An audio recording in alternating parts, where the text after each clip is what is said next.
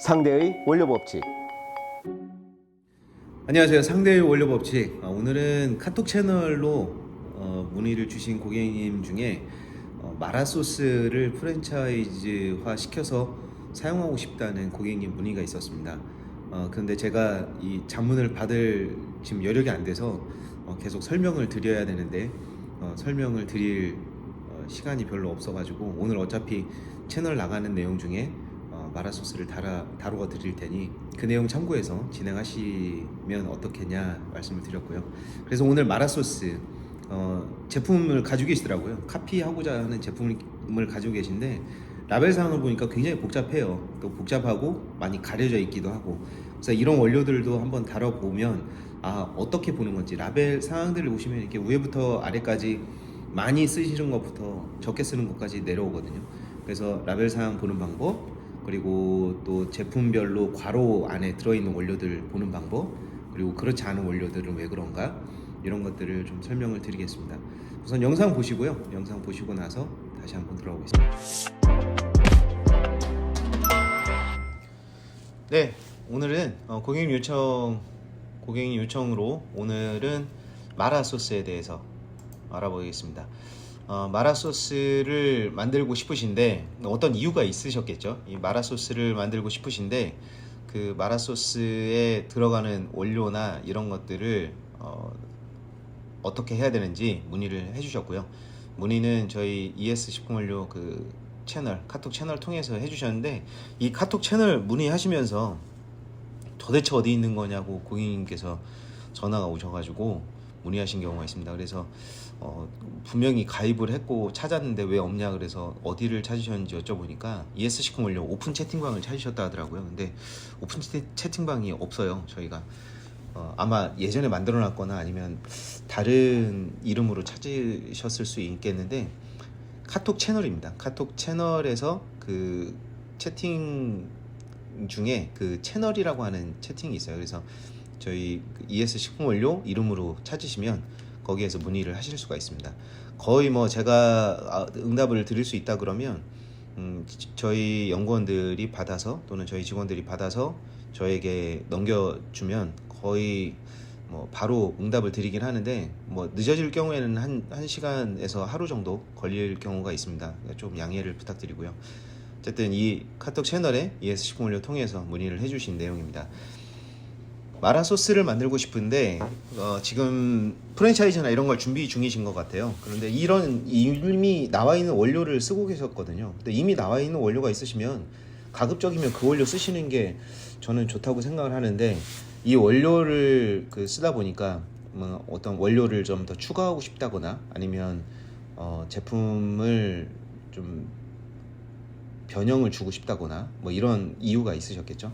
그래서 어쨌든 이런 라벨 사항을 보고 어떻게 풀어서 쓰고 배합비를 변경시키는지 간단하게 말씀을 드릴게요. 지금 저도 굉장히 시간이 늦어져서 오늘 이 내용을 간단하게 해드리고 다음에 추가 보충을 하거나 아니면 자문 서비스나 교육을 통해서 추가를 해드리도록 하겠습니다.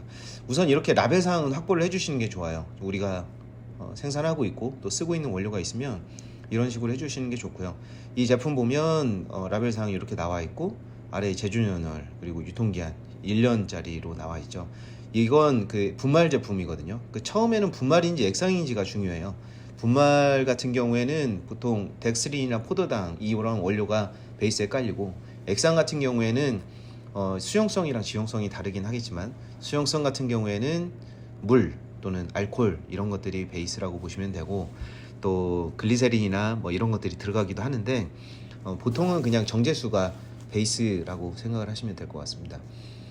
그리고 유지 같은 경우에는 기름류, 오일류를 많이 쓰긴 하는데 콩기름은 대두유라고 보통 하죠. 대두유, 해바라기 씨유, 카놀라유 뭐 이런 원료들을 많이 쓰고요. 이걸 가지고 이제 향미유 같은 것들을 제조하는 경우에는 또 향미유 베이스로 또 그 향을 투여하거나 색을 투여하거나 그렇게 해서 기타 그 다른 원료들과 함께 투여를 해서 가공품으로 만들기도 합니다. 우리는 오늘 마라 소스 분말을 만들 거고요. 마라 소스 분말을 여기다 써보겠습니다. 마라 소스 분말 이렇게 하시면 되고, 벌써 23년이네요. 네, 이렇게 하시면 되고 유통기한 1년 이런 식으로 사용하시면 되겠습니다.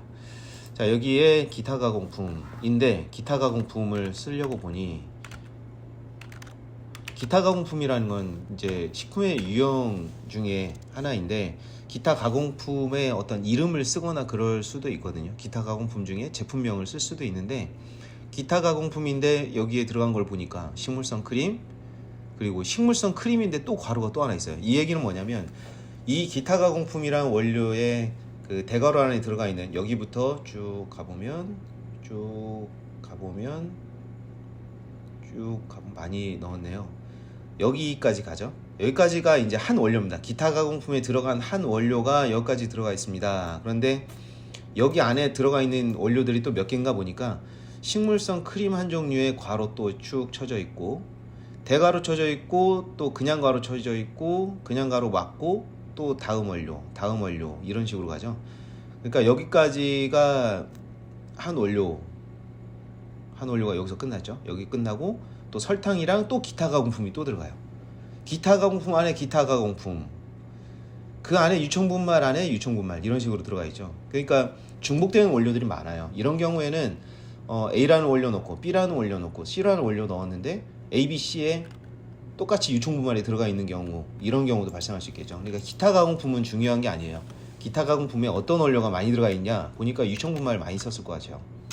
유청분말 지금 이제 추적을 해 나가는 거죠. 이렇게 해서 한 번에 맞추면 참 얼마나 좋겠습니까? 근데 이렇게 한 번에 맞출 수가 없고요.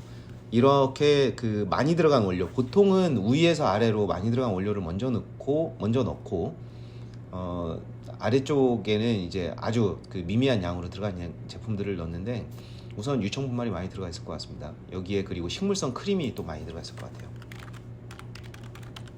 근데 식물성 크림은 또 뭘로 만들었냐 보니까 유지하고 그러네요. 식물성 유지랑 유청분말이랑 설탕이랑 기타 가공품 이렇게 넣어서 식물 경화유랑 이렇게 넣었네요. 이렇게 보면은 원료들이 대부분 되게 오일리한 성격을 가집니다. 경화유, 식물성 경화유를 넣으면 어떤 효과가 있냐, 그 제품이 좀 반딱반딱하게 보여요. 글레이징 효과처럼. 그리고 이 경화유 같은 경우에 혈관에 이제 좋지 않은 영향을 미쳐서 가급적 잘 이제 먹이지 않도록 그 급식이나 이런 데에서는 안내를 하고 그렇긴 하는데, 이 경화유가 들어가면 확실히 빵이나 이런 것들이 바스락거리는 느낌, 바삭거리는 느낌 이런 게 잘 나오긴 합니다. 그러니까 가급적이면 배제할 수 있으면 좀 배제를 하는 게 좋을 것 같고요. 이런 것들이 이제 튀김류에 많이 쓰이게 되면 혈관 건강에는 별로 이제 안 좋은 영향을 미칠 수 있으니까 대체할 수 있으면 다른 걸로 대체하면 더 좋겠습니다. 그리고 덱스트린.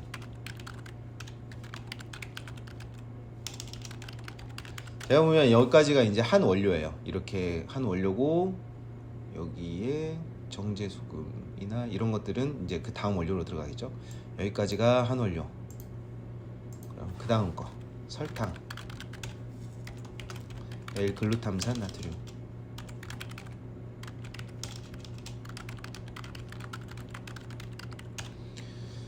복합조미식품. 근데 여기 보시면 복합조미식품 그 김치 1, 2, 3처럼 복합조미식품 1, 2, 3이 나옵니다.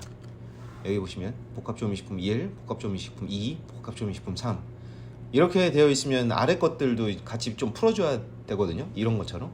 근데 풀어주지 않고 그냥 복합조미식품 1, 2, 3이라고 했어요. 이런 것들이 여러분들한테는 알 수 없는 원료들이 되지만 여러분들이 제조할 때 이런 것들을 또 만드시면 다른 업체나 다른 분이 카피하는 걸 많이 막을 수 있겠죠.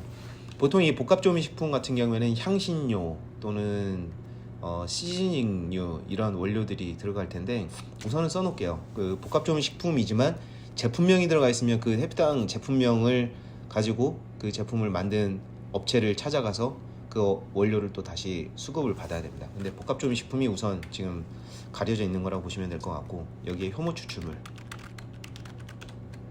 헥산아이질. 효모 추출물도 이제 헥산이랑 거의 비슷하긴 한데 이게 어떤 부분에서 비슷하냐면 제품의 끝맛, 끝맛에서 감칠맛이 확 돌게 한다던가 그런 느낌을 줄 때 보통 많이 사용하는 원료입니다. 이게 잠시만요. 효소 효모 추출물. 효모 추출물도 ES 식품원료에 있고요. 이거 좀 잠깐 빼놓고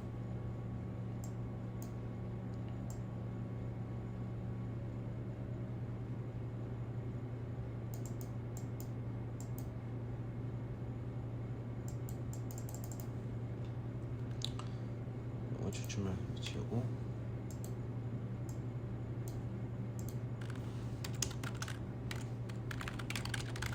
우선 기본적으로 그 원료들을 어디서 수급하는지 이런 것들을 써주셔야 되는데 이런 효모 추출물이나 헥사나이진은 한 0.2% 정도 조미료 넣는 정도로만 넣으셔도 됩니다. 그리고 0.2나 0.5 이 정도 프로 넣으시면 될 것 같고 유청 분말 이 분말이 유지와 만나서 제품을 분말화 시켜야 되는데 분말은 덱스트린이랑 마지막에 혼합을 해가지고 이 원료들과 혼합을 해야 되는 거거든요.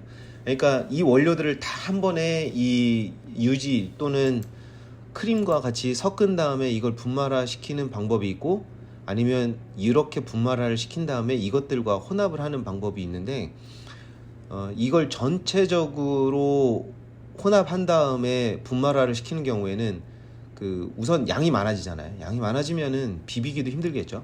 비비기도 힘들고 나중에 분말화를 시켰을 때 그 에너지도 많이 들어가겠죠. 그러니까 가급적 최소화시켜서 액상 제품들 지금 보면은 크림류, 경화유 이 정도 그 레진까지 이 세 개가 액상 제품인데 액상 제품 세 가지를 우선 분말화 시키고 최소 양에서 분말화 시키고 이걸 혼합을 하는 게 좋을 것 같습니다. 이럴 경우에 이제 유청 분말이랑 그러니까 서브 배합비가 한 번 더 들어가긴 해야 될 것 같아요. 그러니까 예를 들어서 유청 분말이 한 20%, 식물성 크림이 한 5%, 식물성 경화유가 한 5%, 덱스린이 한 10%, 10% 가지고 안 될 것 같습니다. 이거는 유청 분말이랑 덱스린이 거의 분말을 구성해야 되는 거기 때문에 이거는 한 70% 정도 70%에서 60% 정도 잡아주고 생크림 레진 여기 식물성 크림이 들어가 있기도 한데 생크림 레진을 넣는다는 거는 생크림의 느낌을 전체적으로 올려줄 수 있는 그 레진을 넣는데 농축액 같은 느낌이라고 보시면 될 것 같아요. 이렇게 하게 되면 서브에서 지금 80, 90, 100이 찼죠. 그런데 보니까 경화유를 5% 넣어가지고 생크림하고 식물성 크림하고 분말을 만나게 해서 덱스린이랑 한다. 이 정도 되면 떡지지 않으면 괜찮은데 그러니까 기름을 지금 분말화 시키는 과정인데 여기에 크림과 레진이 같이 들어가 있으니까 뭐 이런 식으로 이제 한번 분말화를 시킬 수는 있습니다. 그렇게 해서 이렇게 분말화 시킨 것들이 여기에서 이제 한 번에 들어가야 되는 거죠. 여기 한 번에 이게 이제 거의 많이 차지하게 될 거예요. 95% 또는 뭐 90% 이 정도 차지한다. 90%를 차지하고 아까 효모 추출물이랑 헥사나이진이 0.5, 0.2 이 정도 들어간다고 했죠. 복합조미식품이나 시즈닝 같은 경우에도 제가 보기에는 이제 마자오 화자오도 여기 있으니까 넣긴 하겠습니다. 그러니까 마자오 화자오하고 이런 것들은 아주 소량 들어가죠. 조미료는 그냥 한 0.2, 색소도 0.2, 향료도 0.2 이 정도 생각하시면 될 것 같고요. 복합조미 식품 같은 경우에는 이제 시즈닝류가 혼합이 되는데 여기에 들어가는 원료들이 여기 위에 보시는 것처럼 L글루타민산 나트륨만 들어가 있는데 여기에 이제 L글루타민산 나트륨, 이노신산 나트륨, 리보뉴클레오티드 이나트륨 이런 원료들이 같이 들어가고 여기에 색소나 향료도 혼합될 수 있고 여기 설탕이 있지만 여기에 감미료가 혼합될 수도 있고 복합조미식품에 여기 많이 가려져 있습니다. 이런 원료들이 들어가면 이제 나중에 카피를 하기가 상당히 어려운 상태가 되죠. 설탕 같은 경우에도 설탕을 한 10% 아니 10%까지 넣을 포션이 안 나올 것 같아요. 여기에서 설탕을 5% 정도 넣고 L-글루타민산, 많이 달게 하면 마라 같은 경우에는 또 매운맛이 안 도니까 L-글루타민산 나트륨도 조미료로 쳐서 0.2 정도. 복합 조미식품이 이제 나머지 채우면 되는데 이걸 3.7 이 정도 채우면 100% 됩니다. 이렇게 나오는데 이 가격이나 이걸 같이 이제 또 반영을 하셔야 돼요. 그러니까 마자오분이나 화자오분도 단가가 뭐 키로당 10,000원 정도, 뭐 조미 시즈닝류를 거의 잡을 때 이 정도 잡는데, 이건 또 15,000원짜리도 있고 30,000원짜리도 있고 3kg에 30,000원, 1kg에 25,000원 뭐 이런 식으로 나오기도 하기 때문에 가격들은 대중 없어요. 그래도 10,000원 정도로 보고, 효모 추출물이나 이런 것들도 보통 9,000원에서 10,000원, 그냥 소량으로 사용할 때 기준으로 이 정도 잡으시면 될 것 같고, 복합조미식품이나 시즈닝류도 뭐 대량으로 할 경우에는 7,000원 정도에서 시작되지만 보통 15,000원, 16,000원 이 정도도 가거든요. 요즘 물가가 올라가고 있으니까 12,000원 정도 반영을 하고, 그리고 L-글루타민산 나트륨 이것도 조금씩 쓸 경우에는 10,000원 정도 보죠. 설탕도 한 3,000원. 그리고 이 제품들이 문제인데, 이건 단가를 개별적으로 알고 개별적으로 혼합을 해서 들어갈 수도 있지만, 이건 합쳐 보겠습니다. 이것도 합치고 이것도 합치고.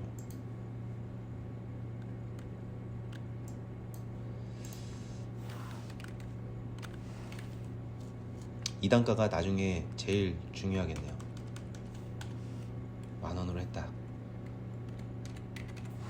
그러면 지금 이 값들이 합쳐져서 지금 이렇게 나오거든요. 그러니까 킬로그램당 단가가 한 9,700원, 9,700원 정도 나오는 단가가 이렇게 나옵니다. 그런데 만약에 이게 5,000원으로 제조가 가능했다, 그러면 이렇게 내려가게 되겠죠. 그래서 이런 식으로 9,000원짜리냐 8,000원짜리냐 이 단가에 따라서 여기에 이 최종 킬로그램당 단가가 조정이 되는데, 여기서 배합 비율을 조정하는 방법, 그리고 단가를 조정하는 방법에 따라서 원가가 조정이 되겠습니다. 오늘은 시간이 많이 없어서 이 정도까지만 설명을 드리고요. 아까 말씀드린 것처럼 이 원료들에 대해서 개별적으로 설명을 드리거나 업체마다 이제 어떤 원료들을 추천해 드리는지, 이건 원하시는 맛들이 다 다르세요. 이 기존에 써오셨던 이 아무리 라벨 사항을 가져온다 하더라도 여러분들이 테스트를 못해도 5-6번, 많이 하실 수 있으면 한 20번 가까이 한 다음에 보존성까지 고려해서 제품을 어떻게 유통을 시킬 것인가, 또는 제품의 안정성, 그러니까 기름이 분리된다던가 뜬다던가 가라앉는다던가 이런 것들을 최소화시키면서 하실 수 있는 방법을 생각해서 진행을 하시면 될 것 같습니다. 오늘은 여기까지만 하고요. 궁금하신 것들 댓글로 남겨주시면 저희가 다음 시간에 이런 내용들을 또 참고해서 복합조미식품은 또 어떻게 만드는가, 또 여러분들이 알고 있는 복합조미식품 이런 것들도 카톡 채널이나 댓글로 남겨주시면 그 내용 참고해서 진행을 해드리도록 하겠습니다. 그리고 최근에 교육 문의 많이 주고 계신데요. 교육도 5분에서 10분 정도를 모아서 한 향료, 뭐 농축액, 색소 이런 식으로 해서 몇 시간씩 구성을 해가지고 진행을 하기로 말씀을 드렸었고요. 1월 중에 가급적이면 한 번 더 공고를 띄워보겠습니다. 저희가 공고 한번 띄웠다가 인원 모집이 안 되면 또 지나가고 지금 이렇게 할 생각이거든요. 그리고 앞으로 한 3월 정도부터는 조금 바빠질 예정입니다. 3월에서 5월 정도가 뭐 제품 생산도 그렇고 계약도 하고 이러다 보니까 이제 바빠지는 시즌이라 그 전에 가급적이면 좀 정리를 하고 가도록 하겠습니다. 우선 배합 영상은 여기까지 1차적으로 마치도록 하겠습니다. 감사합니다. 네, 어떠신가요? 어렵죠? 다 하지도 못했잖아요. 그러니까 지금 한 20분 정도 풀어서 해드린 건데, 사실 시간이 더 간다 하더라도 원료를 우선 지금 찾아내야 되는데, 그 원료들이 어느 회사에서 어떤 제품명으로 나온 건지, 그리고 어떻게 품질이 다른 건지 이런 것들을 보시려면 저는 그렇게 생각해요. 제일 처음은 맛보고, 그러니까 원료를 먼저 찾아서 맛보고 성상 보고 제품들을 투여할지 말지를 판단하시는 게 우선 중요합니다. 그래서 절대 제품명만 있다고 해서 내가 배합비를 베낄 수 있다, 카피할 수 있다 이렇게 생각하지 마시고요. 제품명을 보고 어느 정도까지는 이제 기성 제품들 있죠. 뭐 어디 땡땡 진간장, 땡땡 국간장 이런 식으로 돼 있는 거는 그나마 좀 나은 편이고요. 어떤 복합 조미식품이라던가 아니면 향미유라던가 아니면은 향신료 조제품이라던가 이런 식으로 기타 가공품이라던가 이런 식으로 들어가 있으면 그걸 하나하나 풀거나 아니면은 샘플링을 해서 테스트를 하고 제품을 찾아내야 됩니다. 이런 부분들 감안하셔서 진행을 하시고요. 저는 오늘 여러분들에게 사실 원래 보여드리려고 했던 게 이런 거였습니다. 여러분들이 이제 제품을 제조하거나 그럴 때 직접 그 실험실 가지 않고 또 제조를 하실 수 있는 환경을 어떻게 하면 좀 만들어드리고 또 설명드려서 쉽게 개발할 수 있게 접근하실 수 있게 해드릴 수 있을까? 그래서 지금 이런 조그만 젓기 할 수 있는 저을 수 있는 기계 그리고 비커 이 정도 기기로 하고 있으니까 이걸 아마 다음이나 다다음 시간 정도에 여러분들에게 설명드리고 아주 적은 비용으로 실험을 시작할 수 있는 순서를 만들어 보도록 하겠습니다. 그리고 이 순서가 어느 정도 완성이 돼가면 아마 교육을 한 번 더 여러분들에게 공지하고 또 5분에서 10분 정도 모시고 교육을 진행 한번 해볼 수 있도록 시도해 보겠습니다. 오늘 상대 원료 법칙 마라소스 카피에 대해서 말씀드렸고요. 다음 시간에도 여러분들이 원하는 내용으로 진행할 수 있도록 많은 댓글 그리고 채널로 문의해 주시기 바랍니다. 감사합니다.